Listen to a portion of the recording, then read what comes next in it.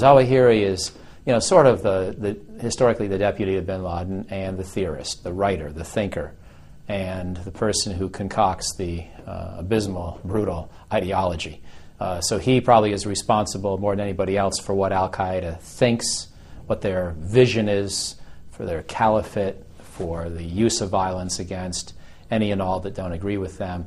He's really the main thinker behind all of that theology and operational game plan for the organization.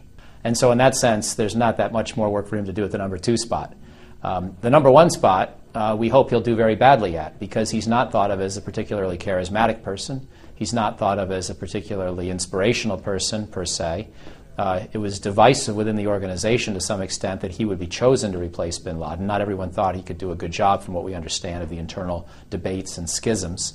And I don't know to what extent he is an operational mastermind, the way Khalid Sheikh Mohammed or sometimes bin Laden himself has been. So I'm hoping that the organization will suffer for a less charismatic, less creative thinker, who really is the person who's mastered the philosophy of hate, but otherwise doesn't have a whole lot to offer. So I'm not sure we can learn that much by thinking about Zawahri himself.